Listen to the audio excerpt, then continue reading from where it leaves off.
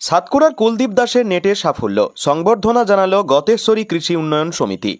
2026 সালের নেট পরীক্ষায় 530 নম্বর পেয়ে উত্তীর্ণ হয়ে এলাকায় গর্বের কারণ হয়ে উঠেছেন সাতকুড়া বিন্নাগুড়ির কামারপাড়ার বিজ্ঞান বিভাগের ছাত্র কুলদীপ দাস।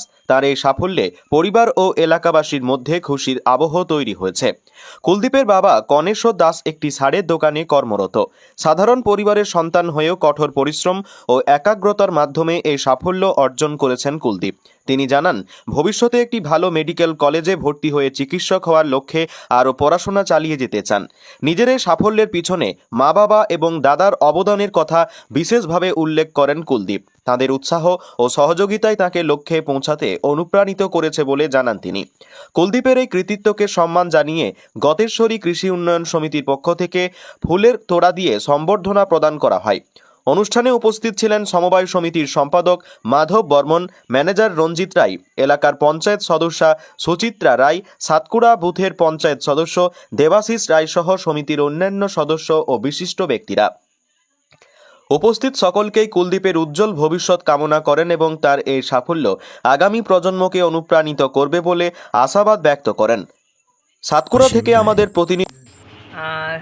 আমি বিন্নাগুড়ি গ্রামে থাকি। এই বছর 2026 সালে আমি নিট পরীক্ষা দিয়েছি এবং এই পরীক্ষায় আমার 530 নাম্বার এসেছে।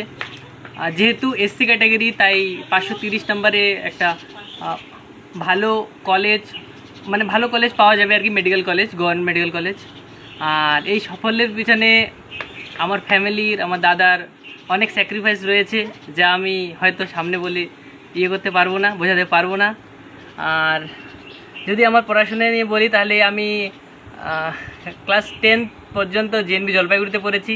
তারপর 11-12 করেছি আমি জেএনবি পুরুলিয়া থেকে। আর জেএনবি পুরুলিয়াতে 11-12 করার পর আমি দক্ষিণা ফাউন্ডেশন নামে একটি ইনস্টিটিউটে, নন গভর্নমেন্ট অর্গানাইজেশনে, পুনেতে একটা স্কলারশিপের চান্স পেয়েছি। 1 বছর ওখানে কোচিং করার পর, ফ্রি কোচিং করার পর আমি নেট পরীক্ষা দিয়েছি পুনেতেই। আর এইবার আর কি রেজাল্ট হইল কয়েকদিন আগেই, তো ঠিকঠাক নাম্বার ছিল। ধন্যবাদ। পড়াশোনা করার পিছনে তোমার মা বাবার কি অবদান আছে, না তোমার নিজের চেষ্টা করেছেন? অবশ্যই মা বাবার অবদান না থাকলে কিছু হয় না। এরকম এক জায়গা থেকে আর কি বাইরে কোথাও গেলেও বাবা মার অনেক দরকার হয়। বাবা মার সাথে সাথে বাড়ির দাদা ঠাকুমা সবারই সহযোগিতা রয়েছে। আগামীতে কি করার ইচ্ছা আছে? বলতে গেলে এখনও আমি মেডিকেল কলেজই করবো আর কি। এখন আমি চাই যে আর কি ওখানে গিয়ে যাতে আমি ডিসাইড করি, ফিউচার প্ল্যানিং বলে কিছু নেই, ওখানে গিয়ে সব কিছু করবো। ঠিক আছে, ধন্যবাদ। ছেলের সাফল্য যে হলো, এর পিছনে কি বলবেন আপনারা? এটা তো আমি এত গর্বিত যে নিজেও প্রকাশ করতে পারি না। আমার ছেলে যে এরকম রেজাল্ট করবে আমি নিজেও জানি না, ভাবতে পারি নাই। ভাবছিলাম পাস করবে, তো এত ভালো রেজাল্ট করবে আমি আইডিয়া করতে পারিনি কোনোদিন। আগামীতে কি আরও পড়ার ইচ্ছা আছে? হ্যাঁ, যতদিন ওই থাকে ওইখানে 5 বছর মেডিকেল কলেজে থাকবে, তারপরে ডিসাইড করবে কি নিয়ে করবে, ওটা ব্যক্তিগত ব্যাপার।